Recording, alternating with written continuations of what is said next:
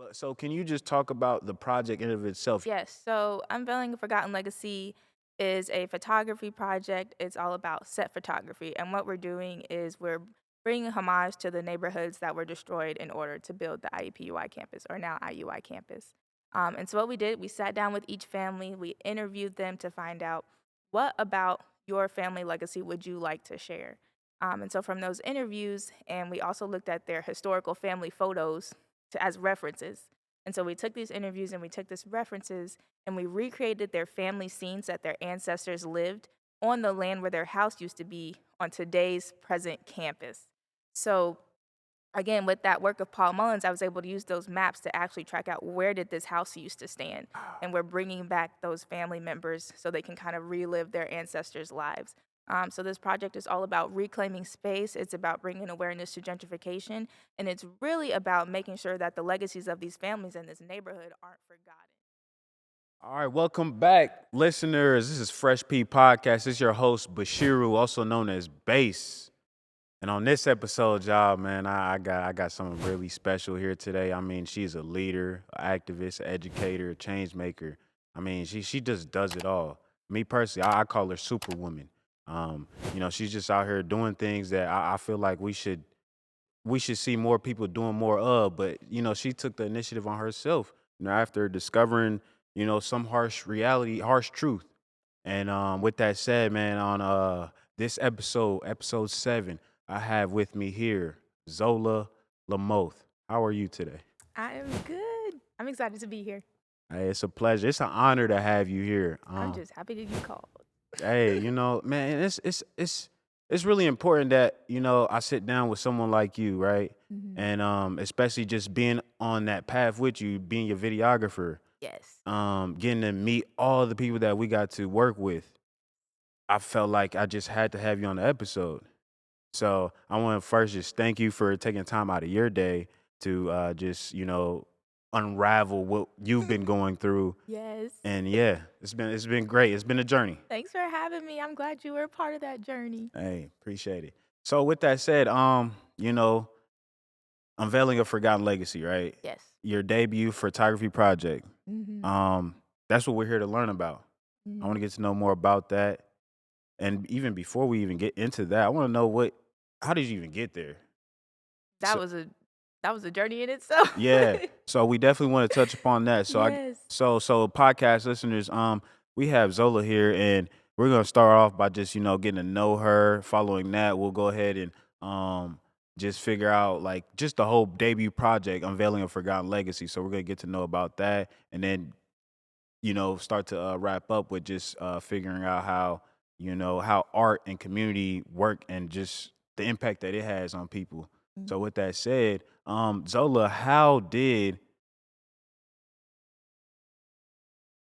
what was your inspiration? Yes, that's a really good question. So this all started when I was a student at IUPUI. Now it's IUI, so RIP. But IUI, and my junior year, I was on the executive board of the Black Student Union, and we were protesting because we really wanted a Black student center. So this was back in 2020, and we're rallying students, getting petitions, going to the chancellor and everything. And our BSU president, Chanel Henderson, she said, we were at a protest, and she was like, not only she's like, we are standing in Black people's kitchens. And once she said that, I got immediate chills. And I was like, oh, hold up. What are you talking about? And that's how I learned that before IUPUI, there is this whole beautiful neighborhood of Black communities that thrived around Indiana Avenue. And she kept going. And she was like, not only do we deserve a student center, but we are owed a student center because these communities were sacrificed in order to build this college. And the right thing for the school to do is to give something back to these Black students and invest in that community and really invest in the surrounding Black community that's still here today. And so when she said that, I was like, oh crap, like this is serious. And it's way more deeper than I thought it was. Um, but I didn't actually do anything with that project until a year later, my senior year of college. So I took a art for social change class, and we were assigned to do some type of art project on a topic that we really cared about. And when that was assigned to us, I was like, oh, I know exactly what I'm doing. Hmm. I'm going to do the neighborhood stuff. And I've always been very advantageous my whole life. I was always an overachiever. So me at 19, I was like, yeah, we're going to set this scene and make people realize that we are standing in people's kitchens. Well, the reality of it was I was a college student with no money. So I went to the store, antique furniture stores. And I was like, hey, can I borrow some of your antique furniture? And they're like, do you have a credit card? And I was like, no. And they were like, well, we're so sorry. We cannot help you. And I was like, okay, fine. Shit. And so I went and tried to find like random furniture on Facebook for free. And I was trying to find furniture in the school warehouse. It was like, I really tried, but it was just not happening. I also had a 2-week deadline because it was for a grade. And so I was like, okay, what am I going to do? So I ended up pivoting, and that's how I came up with the idea for a hidden history. And so with the hidden history, I was able to use the work of Paul Mullins. He was a professor at IUI who studied anthropology, and his class created this whole entire map of the campus. And on that map, you could see the neighborhood that existed before. So you could say, oh, at Kavanaugh Hall, there was this house. And so that was so great because I was able to use that map, and I found people in my life and like students on campus, and I printed out pictures of the buildings that used to be there, and I had them hold the pictures of the old buildings on that land where they used to stand. So this is where we're starting to play with the juxtaposition of the past and the present. And so that project went well. I turned it in. I got a good grade. Everybody was like, oh, this is cool. And I did nothing with it for a complete year. I was just like, oh, that was fun. And so then the year I graduated, which was 2022, after I graduated, I was trying all types of new things. I was doing swim lessons, ballet classes. You was living life. I was just like, what's the new stuff that we could try? And I really, I was like, freedom, I don't have no class. All that I mean, I did have a job, but. Yeah. But I think that really set me up for success because I was just getting used to doing things for the first time and just just trying stuff out.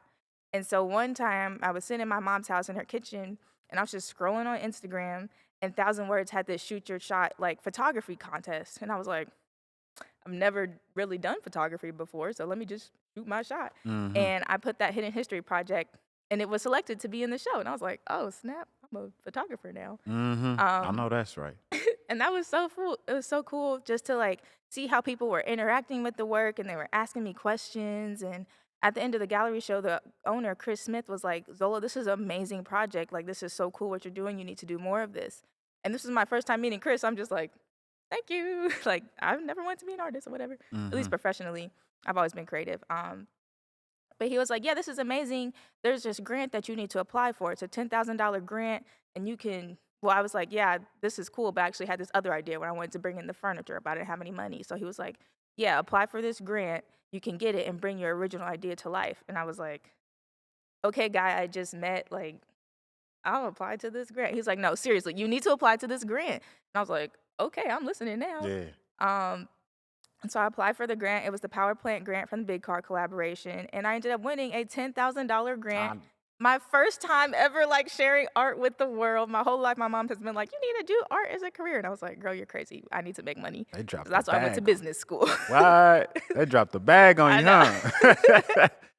So I was like, oh my God, my first time writing a grant. So I was just like trying those new things. And because of that grant, I was able to bring about Unveiling Forgotten Legacy and form these connections with the family members. And just I ended up meeting a small business owner who lended me all the clothing for the shoots for free. And I found some furniture from Goodwill and stuff and Facebook. So just being able to reach and get all of this collaboration throughout the process has been amazing. Because when I first started to do the project, when I first got that grant, I was so nervous. And I was like, I need to do this as quickly as possible so I don't have to give them that money back. And I was trying to do it all by myself.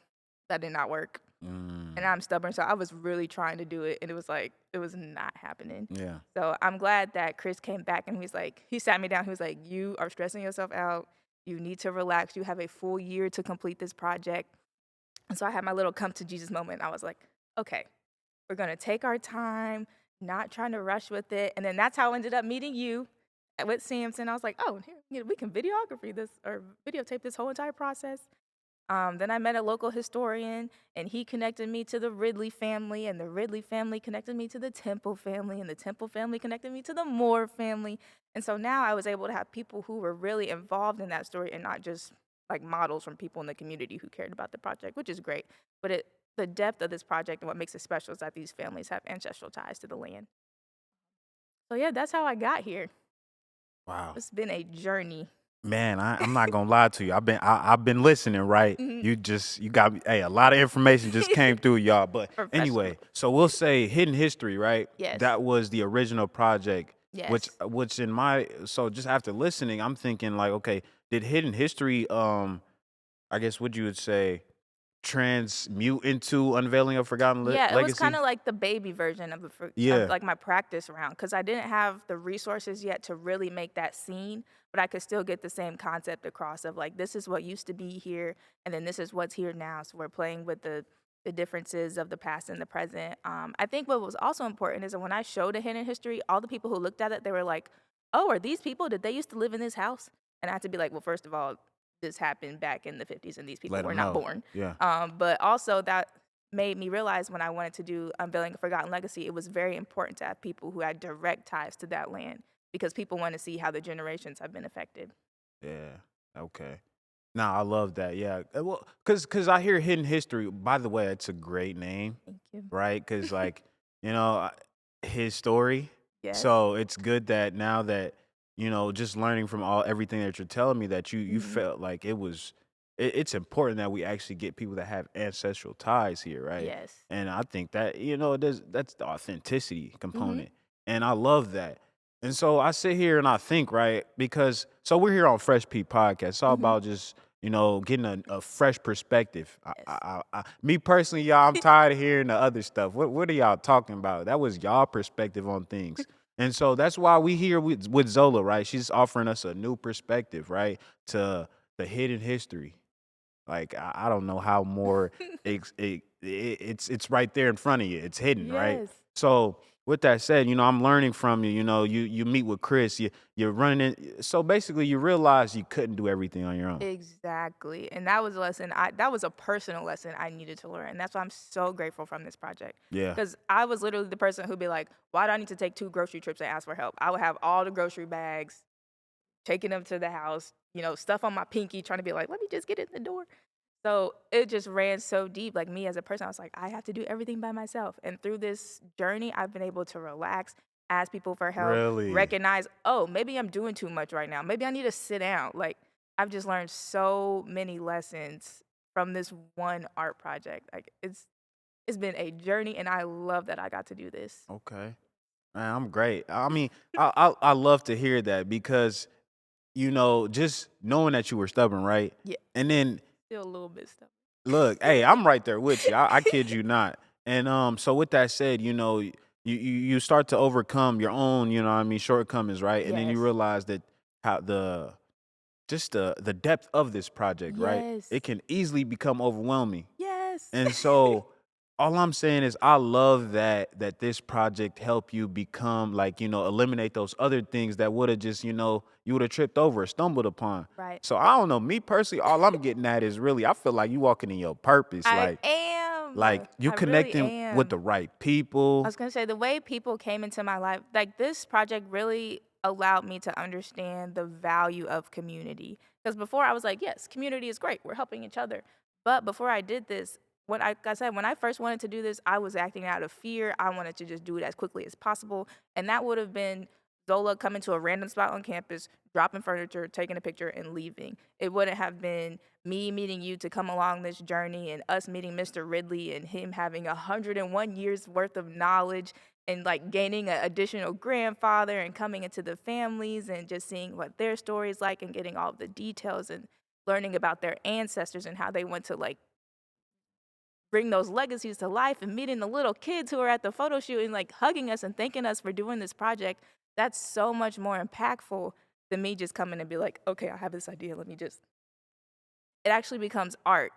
It has depth, it has beauty, it has connections, and it's not just there for the surface level stuff. Yeah.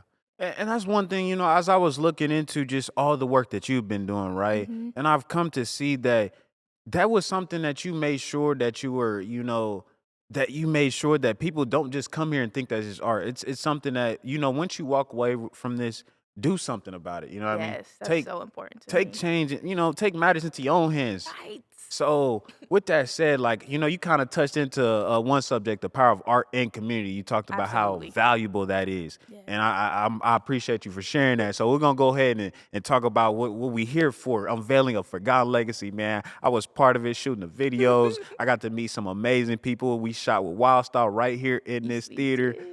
Man, shout out Wild Style, man. That's my That's guy, a cool man. dude. That's a cool dude. Yeah, hey, you got connect me with him. We got to get him on the pod, man. Yes. I love how like just raw and authentic he Yes, is, he man. is going to tell it to you straight. You know what I mean? And that is so refreshing. But so with that said, man, I'm unveiling a forgotten legacy. I was on the journey as the videographer. I got to video Mr. Really and Mrs. Really, which was amazing. Wild Style, right? Yes. Joyce, Cecilia, the whole, you know what I mean? Like Yes. I met so many people just being like, it's amazing. But so can you just talk about the project in of itself, your experience and just how, I guess, what you've learned? Mm-hmm. Yes. So, Unveiling a Forgotten Legacy is a photography project. It's all about set photography. And what we're doing is we're bringing homage to the neighborhoods that were destroyed in order to build the IUPUI campus, or now IUI campus. And so, what we did, we sat down with each family, we interviewed them to find out what about your family legacy would you like to share. And so, from those interviews, and we also looked at their historical family photos as references. And so we took these interviews and we took these references and we recreated their family scenes that their ancestors lived on the land where their house used to be on today's present campus. So again, with that work of Paul Mullins, I was able to use those maps to actually track out where did this house used to stand. And we're bringing back those family members so they can kind of relive their ancestors' lives.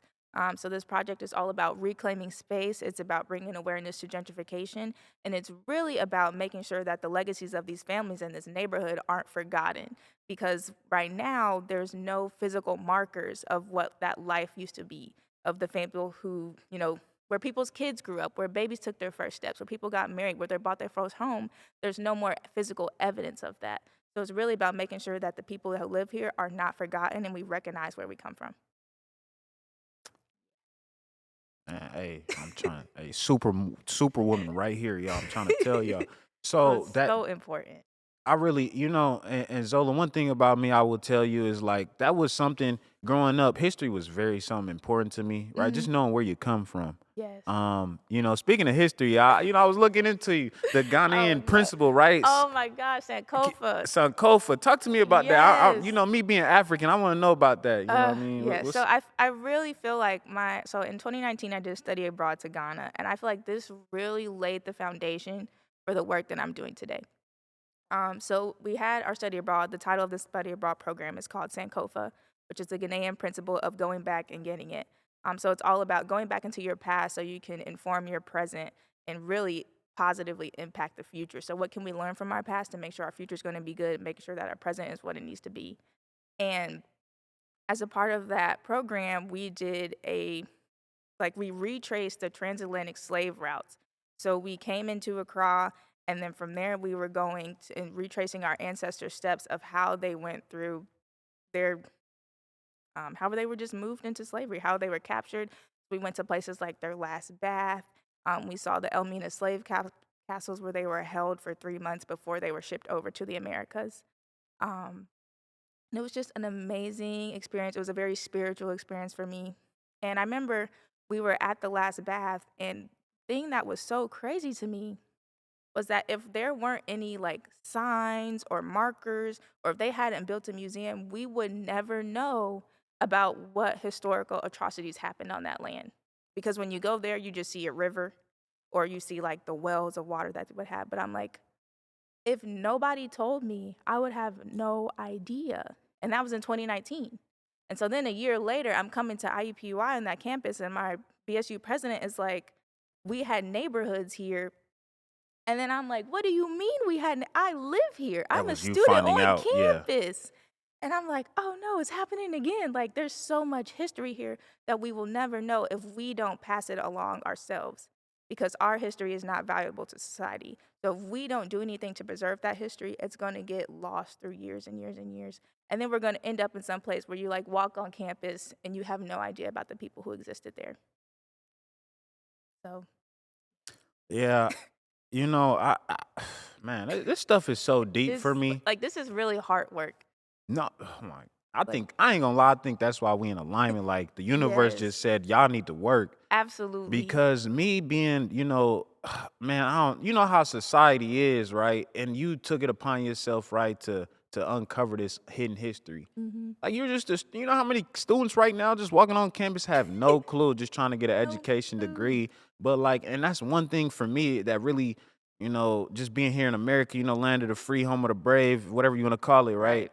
So with that said, it's like, but people that look like us, you know what I mean? It's like, okay, we here, but how did we get here? Exactly. And so with that said, this hard work that you're doing, man, it make me want to do something. Like, Good. you know what I mean? Like, That's the goal. you know what I mean? So like, Yes. cause I'm tired. Like, why they playing with us, bruh? Like, What we gonna do man, about it?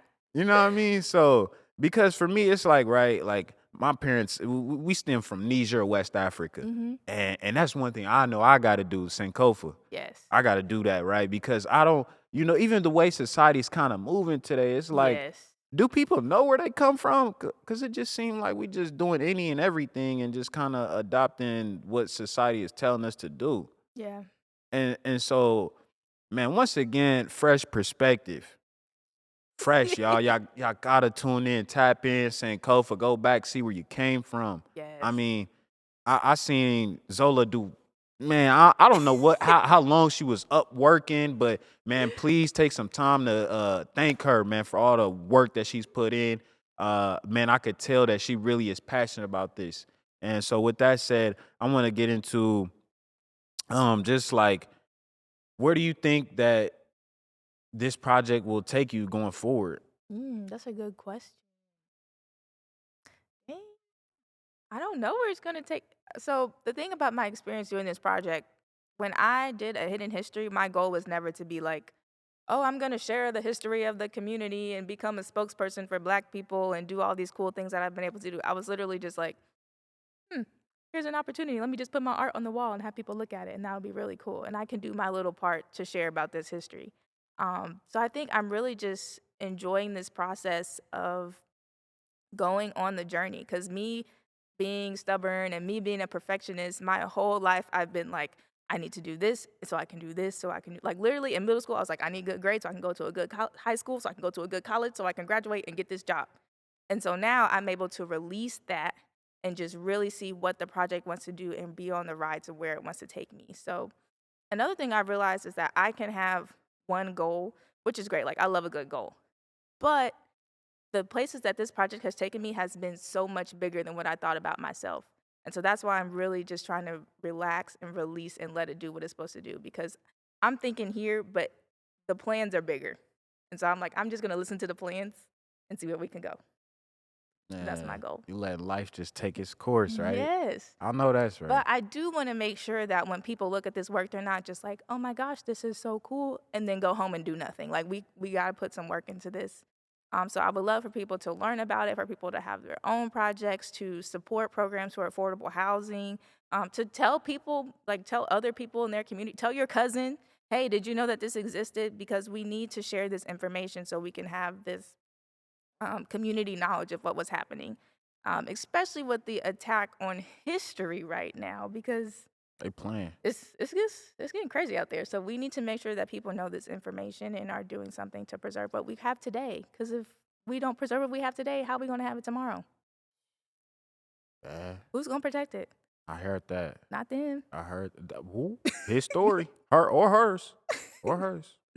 Or hers, especially today. If you know, you know.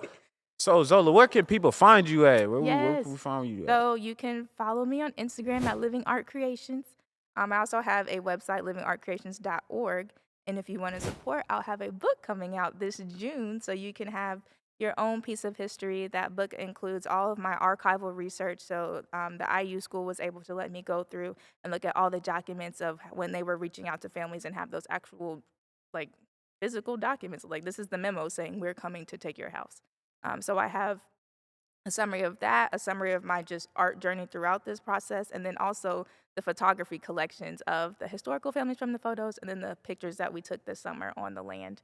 So all of that will be available in that book, and you can keep it and share it with your friends and family. Y'all heard her, man. You can't miss her. She's on digital. She's on print, man. Y'all can't miss it. Come get some Sankofa, God, man. Y'all better come get it. Come get it. So with that said, Zola, I want to take the time to appreciate you for coming to the platform. I appreciate your perspective. We need more of it. Continue to keep doing the work that you're doing because it's not enough, Not y'all. stopping. You know what I mean? So keep moving. I know you probably influencing so many people out here, so keep I doing hope you. so. No, I know so. But yeah, I appreciate your time. Thank you so much. Yeah. Thank you. And thank you for helping me create this project. I could Hey. not do it alone. No Hey. matter how hard I tried, I just could not. So I really appreciate you for helping bring this whole thing to life. Thank you. Thank you. You know what I mean? It feels good to get your credit, you know what I mean? But yeah, with that said, man, I am your host, Bashiru, aka Bass. This is episode 7 of Fresh P Podcast. See you on the next one.